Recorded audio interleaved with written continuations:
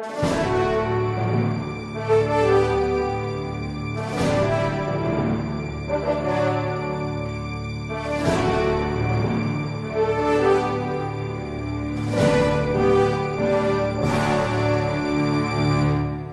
nome do Pai, do Filho e do Espírito Santo. Amém. Inspirai, Senhor, as nossas ações e ajudai-nos a realizá-las, para que em vós comece e para vós termine tudo aquilo que fizermos, por Cristo, Senhor nosso. Amém. Santa Maria, Mãe de Deus, rogai por nós. Em nome do Pai, do Filho e do Espírito Santo. Amém. Então, com grande alegria, nós nos reunimos mais uma vez no nosso programa, ao vivo, para falar hoje sobre a finalidade, e os efeitos na nossa vida do Santo Sacrifício Eucarístico, da Santa Missa. Então, para que a gente possa partir de alguma coisa que é, digamos assim, comum, que é do magistério, antes da gente fazer especulações teológicas, eu separei aí para vocês a segunda parte da encíclica Mediator Dei, uma encíclica que foi escrita pelo Papa Pio XII, o servo de Deus, Papa Pio XII, está em processo de beatificação, e ela é da data de 20 de novembro de 1947. A Mediator Dei ela foi importante porque colheu um pouco aquilo que era o fruto do movimento litúrgico, do século XX. Então, uma coisa muito boa, com justo equilíbrio. E depois, esse movimento litúrgico irá também, evidentemente, influenciar a Sacrosanctum Concilium, com ênfases talvez diferentes, mas dentro de uma certa continuidade. Bom, o fato é que eu quero propor aqui a Mediator Dei, porque ela consegue colocar num texto só tudo aquilo que nós gostaríamos de tratar. Então, eu poderia aqui citar uma série de outros textos, Poderia citar a Mysterium Fidei de Paulo VI, poderia citar a própria Sacrosanctum Concilium, o Catecismo da Igreja Católica e uma pletora de outros documentos magisteriais. Mas a Mediator Dei ela consegue condensar num só documento, numa só parte, aquilo que a gente gostaria de colocar. Então, está aí, você pode fazer o download, do documento, como ele está colocado, num documento do Word. Eu comecei a colocar as notas de rodapé, depois, lá pelas tantas, vi que ia demorar muito e eu não tinha o tempo suficiente. Então, algumas notas de rodapé estão de fato no rodapé e outras estão no fim do documento. Mas estão aí em 18 páginas, esta segunda parte da Mediator Dei, que é só a segunda parte, que fala do culto eucarístico. Para quem está seguindo o documento, você vê aí o sumário. Peço desculpas um pouco se eu vou engasgar durante o nosso programa, mas é que eu estou saindo de uma gripe e estou ainda nessa fase de expectorar, Então, está aí o sumário para você, em que em 4 partes o Papa coloca qual é a natureza do sacrifício eucarístico, para a gente saber do que é que se trata realmente. Depois vem a segunda parte, que é aquilo que é a participação dos fiéis no sacrifício eucarístico, como que eles podem participar, Então, primeiro, eles oferecem junto com o sacerdote, depois eles oferecem também a si mesmos como vítimas, e depois existem alguns meios de promover a participação dos fiéis, que era naquela época colocar na mão dos fiéis o missal, traduzido em língua vernácula, embora o Papa, de forma muito equilibrada, não descartasse outras formas de se participar da Santa Missa, inclusive com exercícios de piedade popular, como era a resta do Santo Terço, a meditação sobre os mistérios da Paixão de Cristo. Depois, a terceira parte é a comunhão eucarística e a adoração eucarística. Então está aí um pouco aquilo que eu aconselho muitíssimo aqui vocês não somente leiam, estudem esta parte da Mediator Dei. Muita bobagem que é dita na internet seria evitada se a gente estudasse esse documento extraordinário do Magistério Papal. Muito bem. Então, o Papa Pio XII começa explicando qual é a natureza do sacrifício eucarístico. Eu não vou ler o que está aqui, porque estou supondo, né, que você vai ler. Então, vou somente explicar. Eu gostaria que vocês entendessem o seguinte. Quando nós dizemos que a missa é o sacrifício, o mesmo sacrifício de Cristo no Calvário, alguns fiéis, levados até pela representação de algumas imagens, inclusive vocês receberam hoje a nossa newsletter, né? E nós temos lá aquela imagem do sacerdote oferecendo o sacrifício da missa, né? E uma imagem enorme do Cristo crucificado como uma visão, né, de que o Cristo ali está sendo imolado. Veja, alguns fiéis imaginam que no sacrifício da missa, Jesus está sofrendo de novo, como se ele estivesse sofrendo no Calvário. Não é isto. Quando nós dizemos que o sacrifício da missa é o mesmo sacrifício do Calvário, nós dizemos que ele é o mesmo porque ele é o mesmo substancialmente. Vamos entender o que é a palavra substância, não é? Ou seja, a substância é a mesma, mas os acidentes podem mudar. O sacrifício é o mesmo substancialmente, mas o modo como ele é oferecido é diferente. No Calvário ele foi oferecido de forma cruenta, ou seja, com o derramamento do sangue. Na missa ele é oferecido de forma incruenta, ou seja, sem derramamento de sangue, de forma sacramental. Ou seja, vamos entender, na hora da consagração, por força do sacramento, não é? Jesus está presente ali no pão. Está presente o corpo de Cristo.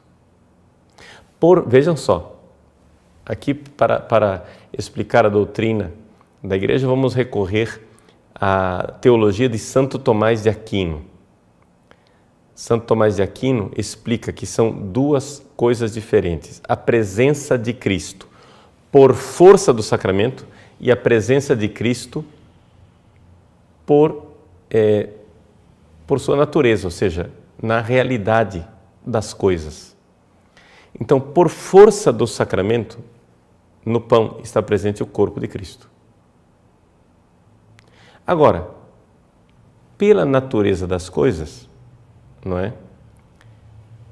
Hoje, aqui, agora, nesse momento histórico, Jesus, juntamente com o seu corpo, está também o seu sangue, a sua alma.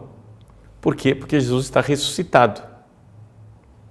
Não é? Se por hipótese, explica Santo Tomás de Aquino, alguém oferecesse o santo sacrifício da missa, enquanto Jesus estava no túmulo, vamos supor que um dos apóstolos, uma hipótese teológica, não é?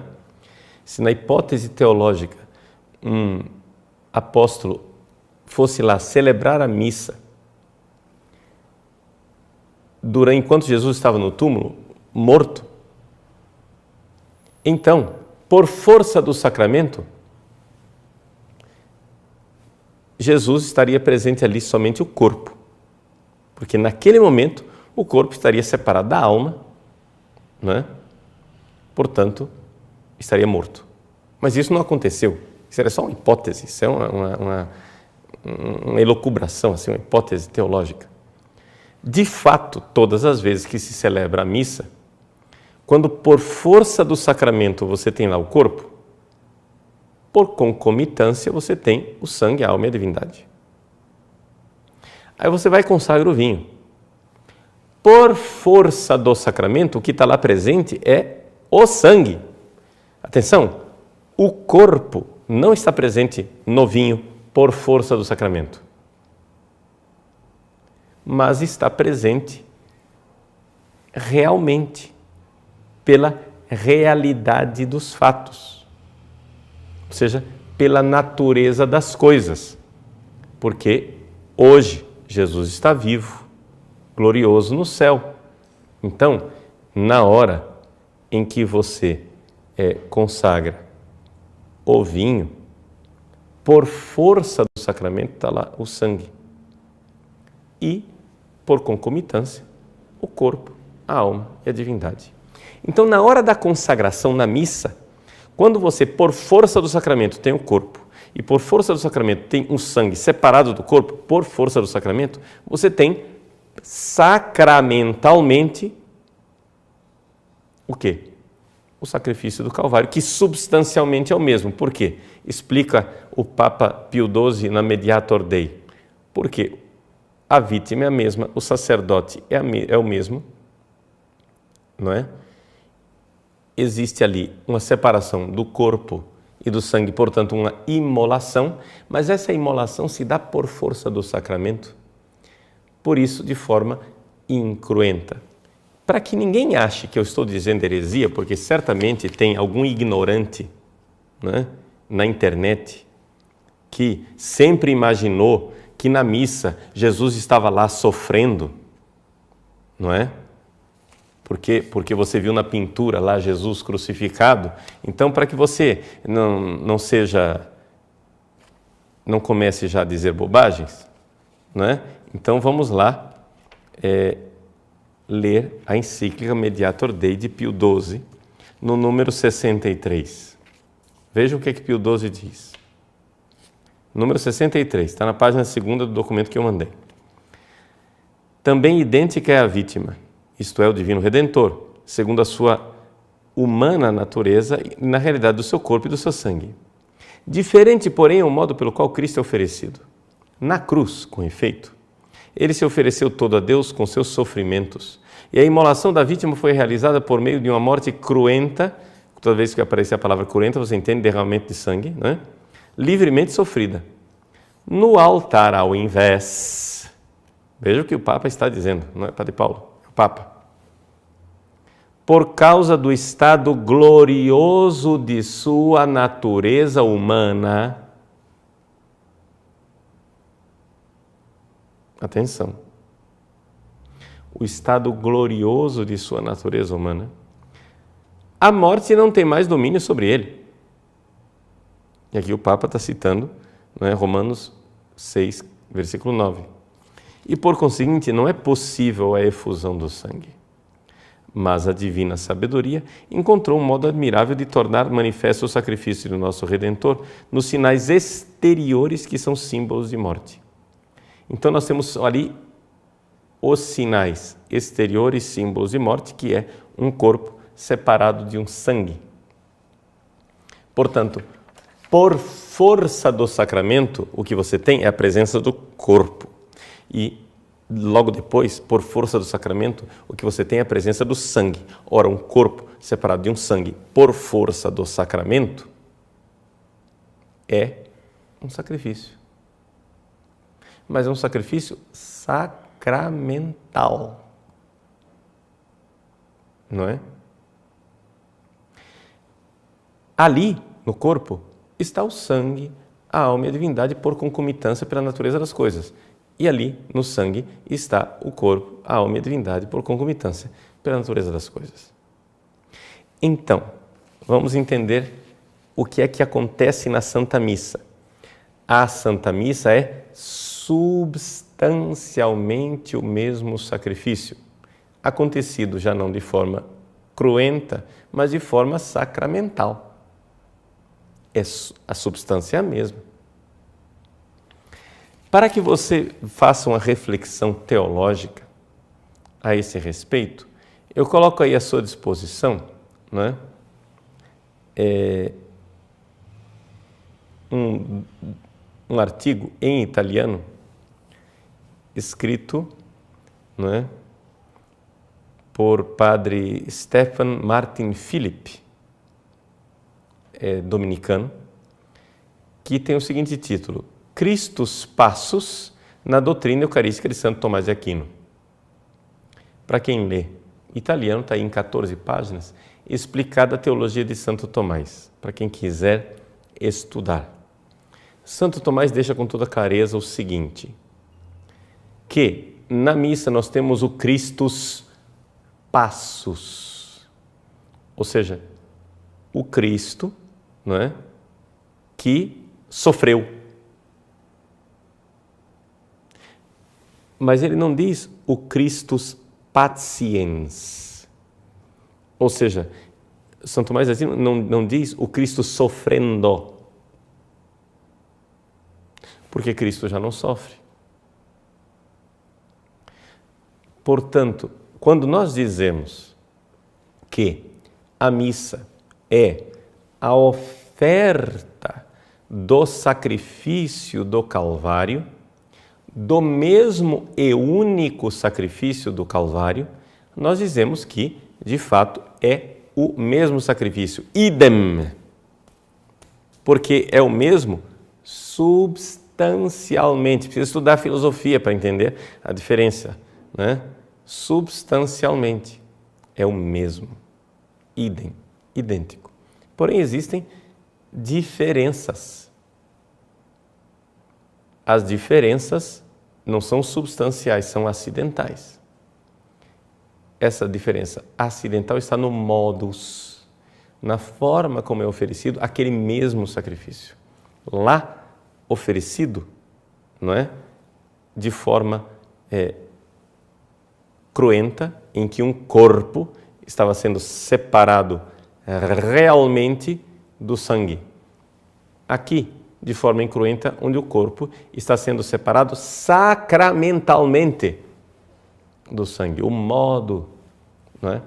Então, em que consiste, então, o sacrifício da cruz? Bom, o Papa, então, Pio XII nos diz, número 62, é idêntico o sacerdote.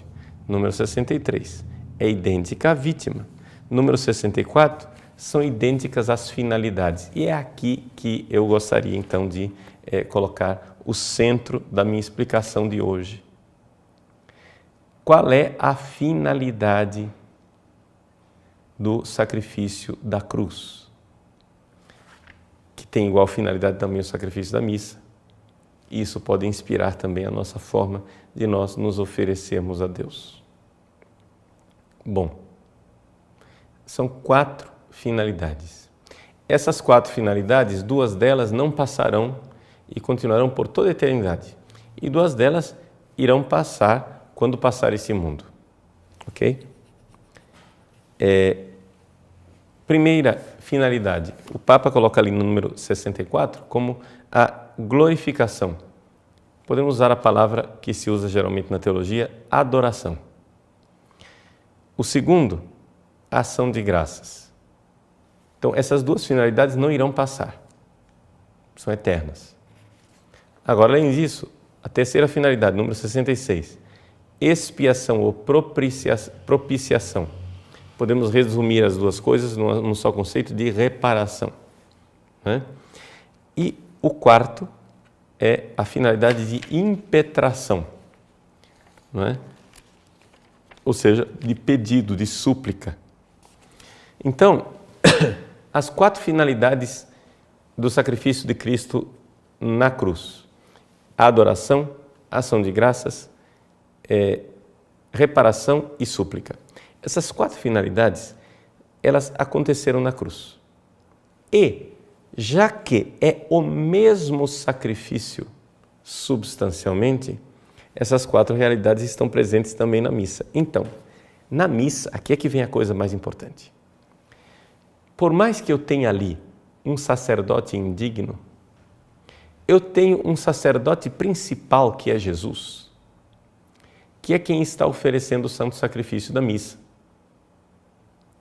Então, ali, Jesus está oferecendo a adoração ao Pai de uma forma tão perfeita, tão extraordinária, que nós, todos os seres humanos, com todos os anjos, juntamente com a Virgem Maria, se nós juntássemos todas as criaturas humanas e todos os anjos juntos para fazer uma adoração única e eterna com todas as nossas forças a Deus Pai, essa adoração seria infinitamente menor do que a adoração que Jesus, segunda pessoa da Santíssima Trindade, porém Deus feito homem, enquanto homem, está oferecendo a Deus na cruz.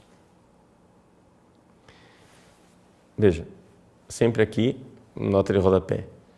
Se fosse possível, hipoteticamente, separar o sacrifício de adoração oferecido pelos anjos, pela Virgem Maria, pelos santos e por nós todos, do sacrifício de Cristo. Se fosse possível separar, mas é possível distinguir, né? Então vejam, o sacrifício de adoração que Cristo, Deus feito homem, dá a Deus Pai é uma coisa assim perfeitíssima. Porque Jesus, quando se encarnou, trouxe para esta terra aquele louvor, né, que ele, como filho, dá ao Pai. Mas faz isso agora como homem, ou seja, feito homem. Então aqui nós temos a adoração. Se a gente for olhar o que é a adoração, em que consiste a adoração? A adoração consiste em exaltar Deus e me rebaixar. Veja, por exemplo, qual é a típica atitude de adoração que a gente faz. Ficar de joelhos, não é isso? Muito bem. Então, quando você fica de joelhos, você se rebaixa diante de Deus, você está dizendo, Deus é Deus e eu não sou Deus. Então, ali você, né, adora a Deus.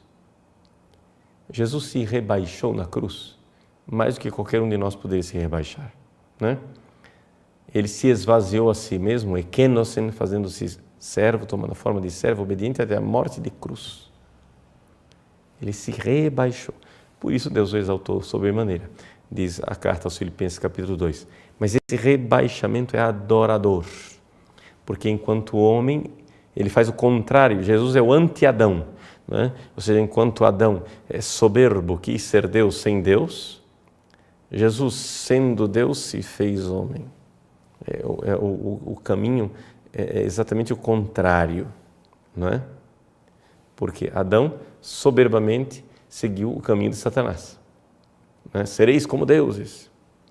E Jesus, sendo Deus, se fez homem e se rebaixa adorando ao Pai de forma infinita e ali aceitando a vontade extraordinária e amorosa do seu Pai.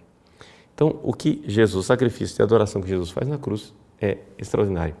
Então, nós podemos ter ali, na missa, um padre indigno, uma assembleia eucarística, as pessoas que estão reunidas para participar da Santa Missa indigna, mas ali está acontecendo a adoração perfeitíssima de Cristo. É por isto que não tem cabimento as pessoas quererem agora comparar a Santa Missa com as celebrações da palavra, com distribuição da comunhão eucarística, feitas pelos ministros extraordinários da comunhão. Em tantos lugares do nosso Brasil, as pessoas participam dessas celebrações da palavra. Graças a Deus elas existem, pela falta de sacerdotes, mas infelizmente elas existem pela falta de sacerdotes, porque não deveriam existir. Ou seja, deveríamos ter tantos e tão numerosos padres que não houvesse necessidade disso, mas que todos pudessem participar da Santa Missa. Por quê? Porque é realmente uma miséria, é uma coisa que realmente faz falta, não é? Ou seja, que uma pessoa coloque a celebração de um ministro da comunhão no mesmo nível da celebração da Santa Missa, essa pessoa não entende nada do que é a Santa Missa. Porque na Santa Missa, o sacerdote ministro oferece in persona Christi, ou seja, na pessoa de Cristo, o sacrifício do Calvário, através da consagração do pão e do vinho, separação do corpo e sangue, sacramentalmente. Acontece o mesmo sacrifício eucarístico, portanto, a mesma adoração. Coisa que não acontece na celebração da palavra. Por mais que você tenha comunhão, mas não acontece a ação eucarística. Segunda finalidade da missa, diz o Papa, né, na Mediator Dei, é ação de graças. Ou seja, Eucaristia, no sentido, esse sacrifício de louvor que Cristo oferece a Deus, não é? Esta ação de graças infinita que Ele dá ao seu Pai. Uma ação de graças, não é? Que Cristo, né, somente podia dar. Nós temos uma dívida de ação de graças a Deus que nós não poderemos jamais pagar. Para você entender o que é dívida, né, de gratidão, a palavra obrigado, ela diz isto, não é? A palavra obrigado é esta dívida de gratidão. Então, quando eu ofereço a Cristo, né, eu posso oferecer esse sacrifício de ação de graças, mas é sempre incompleto. Mas Cristo ofereceu por mim, Ele ofereceu essa gratidão. Se nós passássemos a eternidade inteira agradecendo a Deus, nossa dívida ainda continuaria lá. Jesus pagou essa dívida. Eu estava obrigado a esta ação de graças. Agora Jesus, né, sanou essa dívida de gratidão que nós tínhamos com Deus no sacrifício da missa. Essas duas coisas não irão passar. Essas duas coisas são eternas. Essas duas realidades, Jesus fez aqui na terra, com toda a sua existência, mas o cume disso tudo foi no Calvário, e Ele continua eternamente realizando isto junto de Deus. E nós, com a graça de Deus, iremos fazer isso no céu. É a nossa atividade no céu, é aquilo que nós iremos fazer no céu, na eternidade. Quando esse mundo tiver passado, nós iremos adorar a Deus e dar graças a Ele. Essas duas finalidades são eternas. Agora, existem outras duas finalidades da missa que continuarão existindo enquanto o mundo for mundo, não é? Que são a reparação e a súplica. A reparação quer dizer o quê? Eu ofendo as pessoas com o meu pecado, não é? Outro dia, eu estava irritado, eu estava gripado, estou saindo de uma gripe, e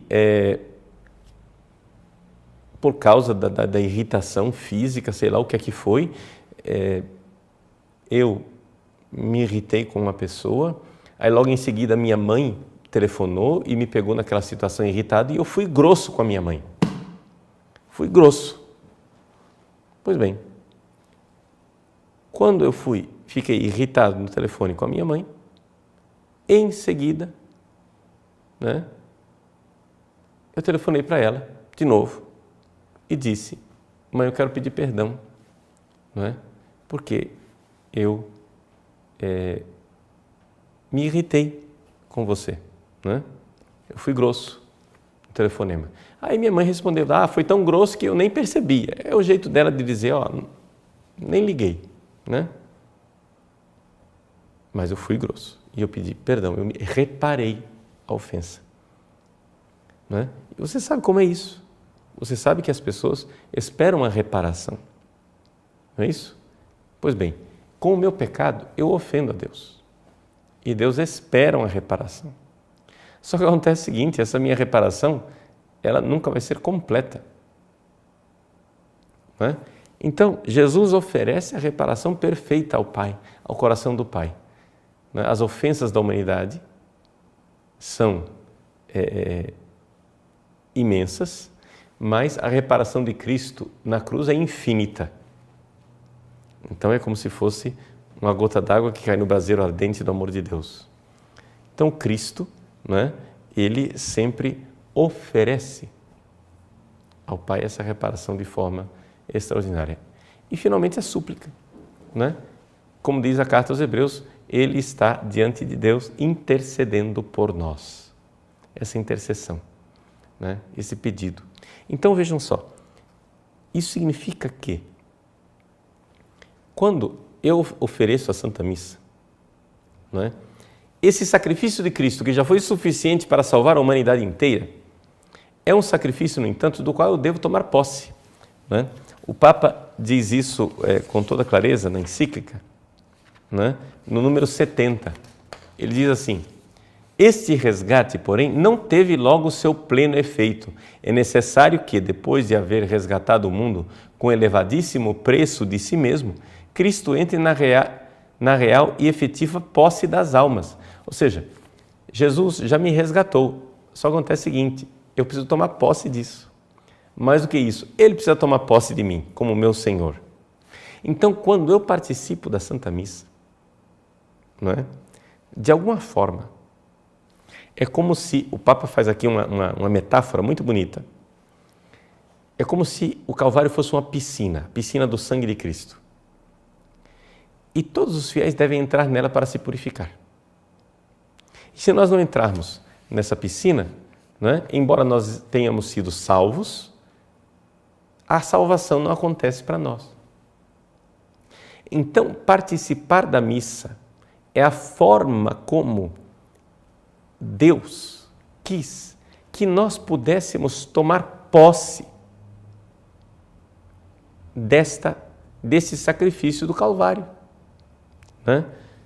Por isso é necessária essa colaboração dos fiéis, necessária esta participação dos fiéis. Então, o Papa diz com toda clareza, no número 73, que nós não vamos participar da missa de forma passiva, negligente e distraída. É claro que tem que estar oferecendo sacrifício a Cristo, mas para eu tomar posse desse sacrifício, é necessário que eu realmente faça isso. Agora, e participe não de forma distraída, passiva, negligente, displicente.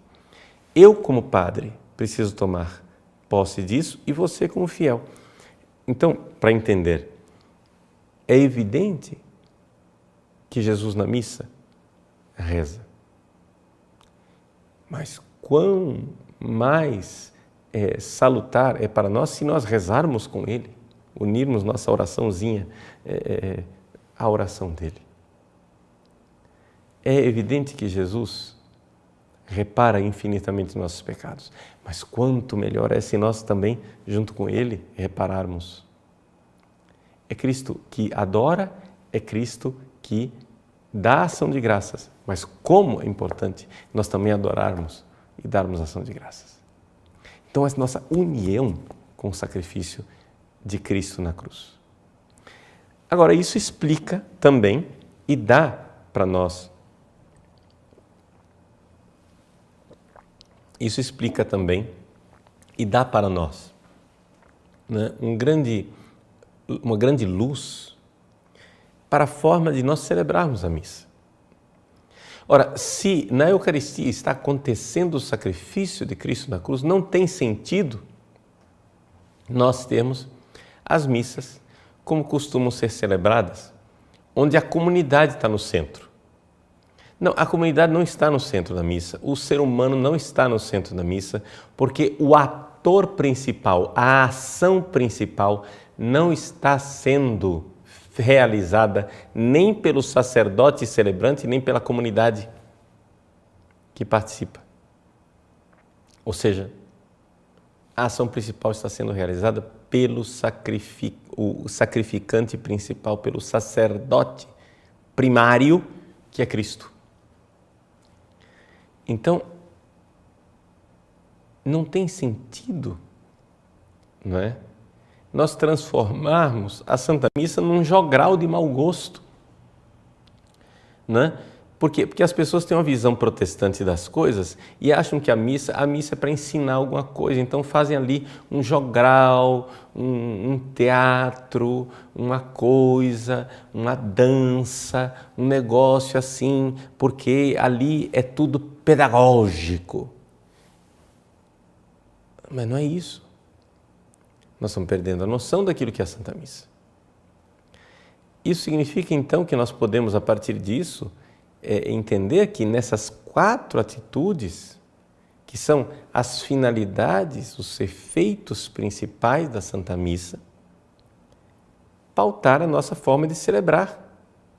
Se a finalidade principal é adorar, é ação de graças, é reparar e é também interceder, a nossa forma de participar, os próprios cantos da Santa Missa, etc., devem reproduzir essa realidade. Não é? Então, as coisas ficam muito mais claras, ficam muito mais evidentes e tanta disputa, né, poderia se poupar se nós tivéssemos essas 4 finalidades, que são as finalidades do Santo Sacrifício do Calvário e também da Santa Missa. Veja, eu sei que as coisas que eu coloquei aqui são um pouco empenhativas teologicamente, né, mas eu acho que é importante a gente um dia se dar ao trabalho de roer esse osso para nós, assim, ficarmos com maior clareza de ideias, né? Assim se evita muita discussão e muita divisão dentro da igreja. Então, é um serviço que a gente quer prestar para essa verdadeira comunhão dentro da Igreja Católica. Retornamos então para responder as perguntas de vocês a respeito, né, daquilo que nós colocamos, que é a natureza do sacrifício que é oferecido na Santa Missa e a finalidade e os efeitos para a nossa vida. Bom, começamos com a pergunta do Alexander Silva. Olá, padre, gostaria de saber o que o senhor acha sobre a música durante a liturgia. Concorda com esses ritmos modernos e o canto gregoriano? Veja, Alexander, em primeiro lugar, o próprio Concílio Vaticano II, na Sacrosanctum Concilium, fala do canto gregoriano como sendo a forma de canto que deve ser cultivada pela Igreja. Não é? É a orientação do concílio, é a orientação do próprio Papa Paulo VI durante a implementação, que os fiéis deveriam saber responder à missa em latim e deveriam saber cantar as peças mais comuns, principais, né, do canto gregoriano. Então, o gregoriano, sem dúvida alguma, ele continua sendo, não somente o canto preferencial, mas o canto no qual os outros cantos litúrgicos deveriam se inspirar. Então, os nossos compositores de liturgia deveriam se inspirar no gregoriano. Na verdade, eles estão se inspirando em quem? Estão se inspirando no axé, no Roberto Carlos, no samba do crioulo doido, em alguma coisa assim, mas menos no canto gregoriano. Então tem alguma coisa errada com os nossos compositores.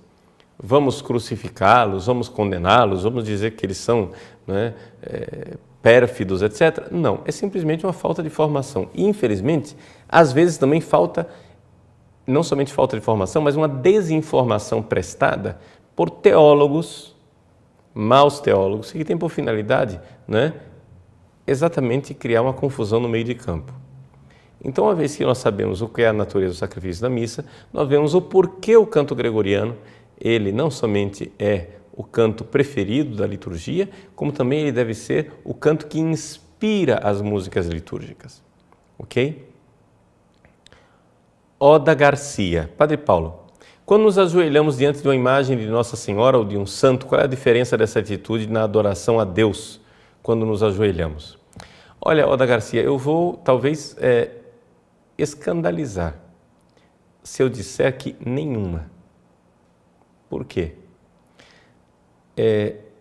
São Luís Maria Grignon de Montfort, no seu Tratado da Verdadeira Devoção à Virgem Maria, ele diz o seguinte, que quando nós nos ajoelhamos na frente de uma imagem de Nossa Senhora, nós estamos nos ajoelhando diante de uma manifestação do amor divino e, portanto, podemos, junto com o culto de hiperdulia, que é devido à Virgem Maria, fazer um culto de adoração a Deus. Porque, na verdade, a luz que vem de Maria não é luz própria, é uma luz divina. Não é? É luz reflexa, é como a luz da lua. O sol é a fonte, mas a luz que eu olho na lua não é uma luz diferente da do sol, é a mesma, só que é reflexa. Então, aquilo que existe de santo em Nossa Senhora e nos santos é a santidade divina, não dos santos. Nenhum santo tem luz própria, nem mesmo a Virgem Maria. Então, é evidente que existe o culto de latria, que é devido a Deus. O culto de dulia, que é devido aos santos. E o culto de hiperdulia, que é devido a Nossa Senhora. Existe uma distinção, é evidente, eu não estou negando isso. Mas o que eu estou dizendo é que ajoelhar-se diante da imagem da Virgem Maria não é somente um culto devido à Virgem Maria, mas é devido a Deus. Ou seja, porque eu posso ver Deus nela, não é? Então, trata-se de algo que pode haver uma concomitância também aí, não é? Ao reconhecer a grandeza de Deus na obra de Deus, não é? Reconhecer a luz de Deus naquela que reflete a luz divina. Então é evidente que a adoração que eu faço diante do Santíssimo Sacramento, não é? É diferente, no sentido que o Santíssimo Sacramento é uma presença real. Mas a presença de Cristo na Virgem Maria, que está representada naquela imagem, é uma presença, não é, na ordem da graça. Então, não é sacramental, mas é uma presença na ordem da graça. Então, eu posso encontrar ali também um reflexo de Deus. Tiago Martins. Padre, qual a reação do demônio quando vamos à missa? Bom, Tiago, certamente ele quer nos atrapalhar o máximo possível. Uma das coisas que as nossas igrejas deixaram de usar, e eu acho que seria um hábito salutar nós reintroduzirmos, é colocar nas entradas das igrejas pias de água benta. Não é? Os exorcistas nos dizem, isso aqui é um conhecimento prático, não é nada de assim dogmático, mas os exorcistas nos dizem que quando nós fazemos o sinal da cruz com a água benta, ali, naquele sinal da cruz, fica uma cruz que o demônio fica olhando sempre e não nos atrapalha. De tal forma que, dizem os exorcistas, se eu me distraio durante a Santa Missa, tendo usado água benta, a distração é por culpa minha, né? Mas pode acontecer as distrações por conta do demônio. Então, é evidente que o demônio faz de tudo para que a minha participação na Santa Missa seja a pior possível. E não descartemos o fato de que o demônio esteja presente também, né, inspirando pessoas no modo de se vestir, ministérios de música na forma de escolher músicas, equipes de liturgia na forma de organizar a liturgia. Nada disso é excluído, não é?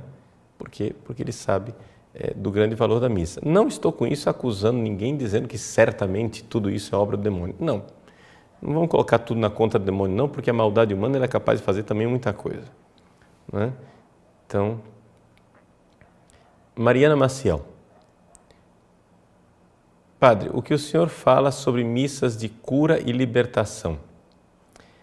Bom, Mariana, veja, vamos primeiro definir o que é cura e libertação, não é? Cura digamos, é um carisma, não é? Que não é uma coisa, digamos, evidente, é um dom, né? É uma dessas graças, como a gente diz em termos técnicos, gratis data, né? É uma graça que é dada gratuitamente, que não é devida e que Deus pode dar ou não dar. As curas, Deus as faz se elas são importantes para a nossa salvação eterna. É importante nós lembrarmos isso, que quando nós pedimos as coisas, toda missa ela é súplica. Lembra as 4 finalidades da missa? Existe a súplica. Entre as súplicas, você quer, então, veja as súplicas que estão no Pai Nosso. Uma delas é o pão nosso de cada dia nos dai hoje. O pão de cada dia significa também, não é, que Deus nos dá as graças necessárias para o nosso dia a dia, pode nos dar curas, mas Ele dá, Santo Tomás de Aquino diz, eu posso pedir bens materiais, eu posso pedir dinheiro, posso pedir uma cura de uma doença, etc. e tal, posso, desde que isso seja importante para a minha salvação eterna. É aqui que está a diferença, não é? Ou seja, nós temos que perceber que nós somos chamados por Deus para a salvação eterna. Então Deus não vai me dar uma cura se essa cura vai atrapalhar a minha salvação, não é?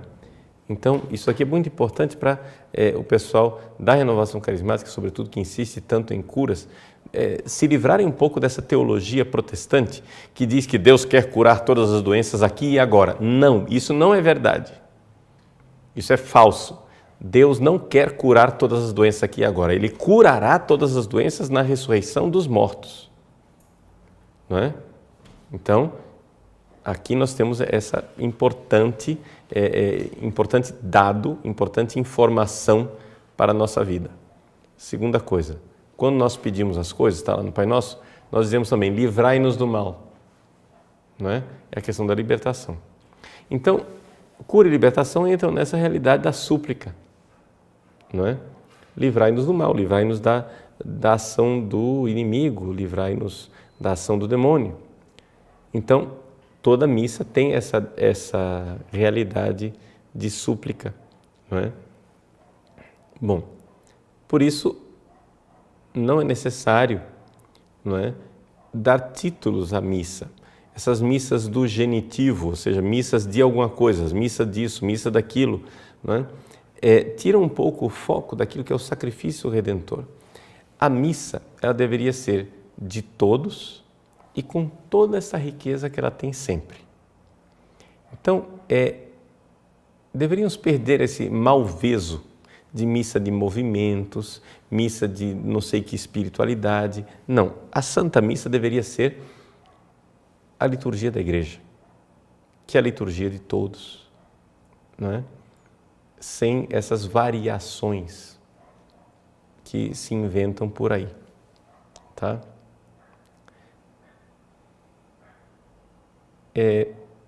Pedro Kasprov.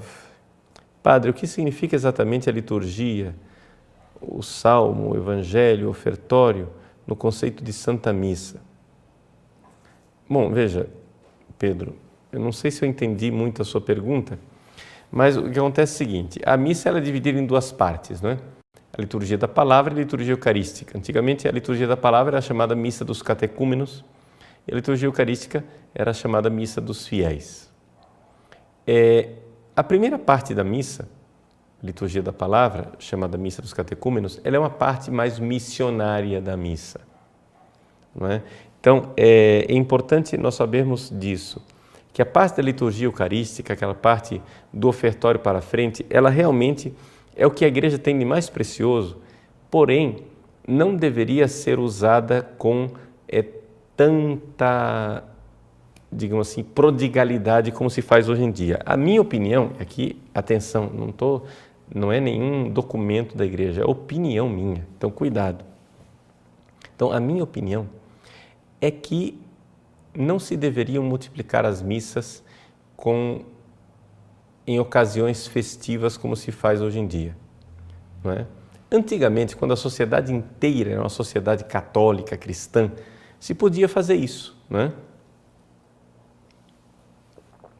Mas hoje em dia, quando eu faço uma missa de formatura, uma missa, sei lá, de conclusão do ano acadêmico, ou uma missa para repartições públicas. E veja, a dificuldade é que nós encontramos ali tantas pessoas que nunca vão à missa, tantas pessoas que não têm catequese suficiente, tantas pessoas que não fazem ideia do que seja a Santa Missa, que nós estamos digamos assim, arriscando colocar aquilo que nós temos de mais precioso, né? Assim, de forma leviana, diante de pessoas que não vão dar valor. Quando eu sou convidado a celebrar a missa de formatura, muitas vezes o que eu faço é o seguinte: as pessoas pedem missa porque nós, padres, né, as habituamos a pedirem missa. Mas eu me reúno com a equipe de formatura e então mostro que fica muito melhor nós fazermos uma celebração da palavra, que é mais missionária, não é? Onde o padre pode falar mais, escolher mais os textos bíblicos para, quem sabe, converter aquelas pessoas que estão lá tão afastadas da igreja. E depois, no final, as pessoas podem acrescentar aquilo que querem, porque o problema dessas missas de formatura, por exemplo, é que as pessoas querem acrescentar na missa homenagem aos pais, homenagem a não sei quem, aí uma flor, vamos oferecer agora uma flor. E a missa termina sendo uma feira. Isso não deve acontecer dentro da missa, não é? Então, pode-se fazer uma celebração da palavra, que é uma realidade mais missionária. Isso não precisa ser nem mesmo dentro da igreja propriamente, pode ser num auditório, não é? Num lugar mais neutro, onde se faça uma oração e uma pregação da palavra, uma oração de agradecimento. Depois a coisa fica mais curta, as pessoas agradecem imensamente, não é? Por quê? Porque a missa tem toda a parte da liturgia eucarística que, para quem não crê, é comprido, chato, não acaba mais nunca, né? E a pessoa fica lá entediada e ainda arrisca entrar na fila da comunhão só para tirar uma foto. Então, talvez nós tenhamos que rever essa nossa mania de colocar, né, a missa para tudo. Então, dentro da sua pergunta, ou seja, a parte primeira de leitura, salmo, evangelho, é a parte mais missionária, a parte da liturgia da palavra, a missa dos catecúmenos. Por isso é chamada de catecúmenos, ou seja, de gente que ainda não foi introduzida plenamente. E a segunda parte, né, que é a parte da liturgia eucarística, é realmente para quem realmente sabe o que está acontecendo, porque ali se dá realmente o santo sacrifício do Calvário. Álvaro Velasque.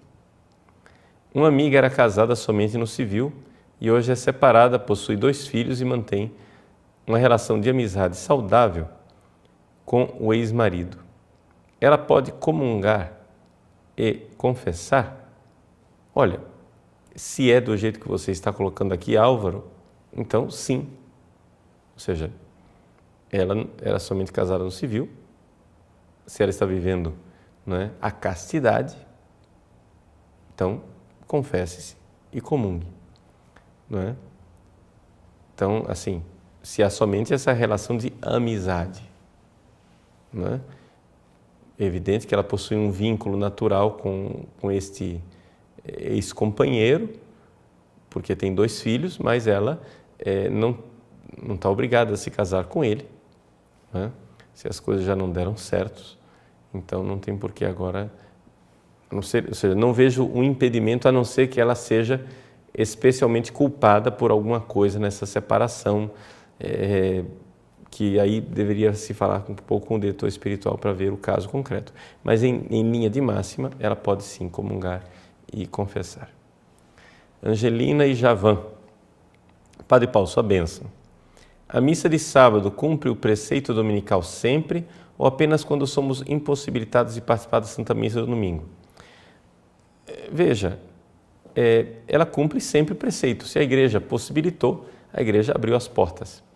Ou seja, não se trata de criar aqui restrições quando a norma canônica não criou uma restrição. Ou seja, a partir das vésperas, das primeiras vésperas do domingo, já é domingo.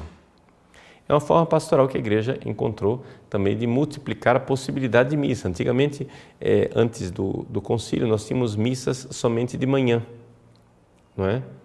E, evidente, então, isso significava que o tempo que os fiéis tinham para cumprir o preceito dominical era bem menor. Agora nós temos um tempo maior, né? Isso talvez compense um pouco a falta de padres que nós temos. André Tomás de Carvalho. Padre Paulo, esse é o tema mais importante para a nossa vida espiritual e o centro de tudo. Seria muito bom se o Senhor pudesse nos dar um curso inteiro que nos ajudasse a viver melhor a Santa Missa. Sem dúvida nenhuma, Tomás, eu agradeço a sugestão, né? André Tomás. Vamos preparar um curso realmente sobre a Santa Missa, de como vivê-la de uma forma melhor, e aí vamos, né, colocar à disposição aí dos nossos alunos. Fernando Oliveira. Padre Paulo, sua bênção.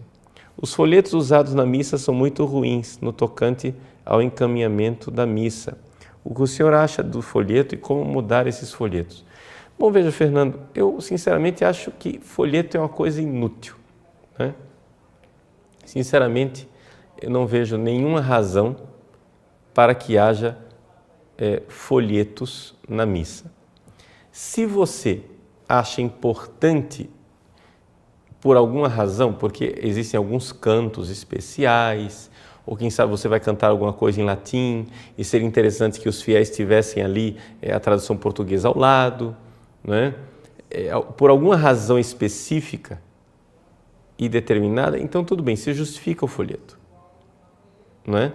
Mas, de uma forma geral, hoje nós temos o som, nós temos liturgia, que é igrejas onde são sonorizadas, onde nós temos possibilidade clara das pessoas ouvirem tudo. Os leitores deveriam ser bem treinados para pronunciar bem as palavras. Então, não há razão de ser.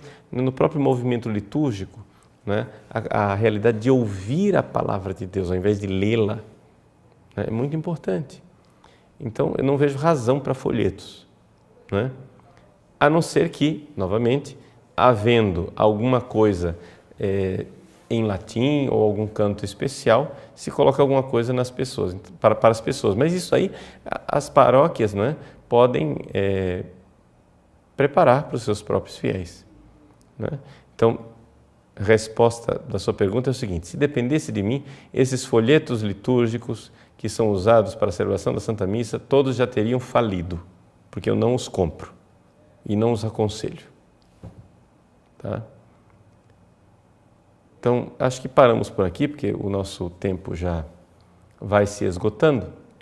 E eu gostaria agora de usar os últimos minutos desse nosso programa ao vivo para fazer um apelo, sobretudo para aquelas pessoas que são do estado de São Paulo, né? Nós estamos colocando aí para vocês, né, as informações de uma campanha chamada São Paulo pela Vida. O que é isso? É uma campanha para aquelas pessoas que são eleitores do Estado de São Paulo, para que assinem uma petição, não é? Uma proposta de emenda constitucional do Estado de São Paulo para proteger a vida, não é? Na Constituição do Estado, ou seja, que dentro da própria Constituição do Estado de São Paulo haja ali uma cláusula em que, por iniciativa do povo, iniciativa popular, se coloque na Constituição uma cláusula de defesa da vida desde a sua concepção até a sua morte natural. Então, está aí essa campanha extraordinária, liderada, não é, pela Diocese de Taubaté, mas apoiada pela Comissão de Defesa da Vida do próprio regional da CNBB. Então, vocês estão vendo aí as informações. Para se informar melhor, vocês têm um vídeo no YouTube, onde estão lá o professor Hermes Neri e o bispo de Taubaté, Dom Carmo Roden, e também vocês têm aí 2 outros links. O primeiro link é para você, se quiser, assinar essa. Mas é importante o seguinte, lembrar, você tem que ser eleitor do Estado de São Paulo, tá? É importante isso. Eleitor do Estado de São Paulo. Então, quando você for preencher lá cidade, etc., tem que ser a cidade onde você vota, tá? Então, está lá Diocese de Taubaté, tem um link no site da Diocese de Taubaté, mas o mais prático e aquilo que eu preferiria que você fizesse é que você fosse no link que está aí, que está no site Fratres in Unum, não é? Lá no link do Fratres in Unum você tem um formulário que você pode imprimir esse formulário e sair coletando assinaturas. Seja um apóstolo disso, né? Nós precisamos de um número enorme de assinaturas para conseguir fazer essa emenda popular, tá? E depois que você coletar essas assinaturas, então você envia para o endereço que está aí, né? Do professor Hermes Rodrigues Neri, Rua José de Melo Mendes, 83, Santa Terezinha, São Bento do Sapucaí, São Paulo, CEP 12.490, dígito 000. Então, você pega esse endereço, pega o formulário, que está lá no Fratres in Unum, imprime, sai coletando as assinaturas e manda para o professor Hermes Neri. É muito importante a sua participação, você que é do Estado de São Paulo. Vamos fazer essa campanha, né, São Paulo pela Vida, de colocar dentro da Constituição do Estado de São Paulo essa iniciativa popular. Aí vem a pergunta, por que é que não faz nos outros estados? Por que é que não faz na Constituição Federal? Porque, infelizmente, a Constituição Federal não permite emendas populares. Somente o Estado de São Paulo é que permite essa emenda popular. Tá, essa iniciativa no Estado de São Paulo, eu acho que é importantíssima. Vamos então dar prosseguimento a essa iniciativa do professor Hermes Neri, tá bom? Então, nesses dias, você que é do Estado de São Paulo vai receber um e-mail nosso com essas mesmas informações. Multiplique, passe na sua lista, né, de e-mails, mas é importante lembrar, para pessoas que são eleitores do Estado de São Paulo, né? Senão, não faça outras pessoas assinarem, quem não é do eleitor do Estado de São Paulo, porque se você assina, depois é capaz de invalidar uma página inteira de assinaturas, porque assinou uma pessoa que não era eleitor, tá bom? Então vamos fazer a coisa de forma honesta. Então, Estado de São Paulo, né? Mãos à obra, vamos arregaçar as mangas para nessa campanha São Paulo pela Vida, tá bom? Deus abençoe vocês. E eu agradeço a vocês todos pela participação nesse programa, que Nossa Senhora os abençoe sempre. Em nome do Pai, do Filho e do Espírito Santo. Amém. Até a semana que vem, se Deus quiser.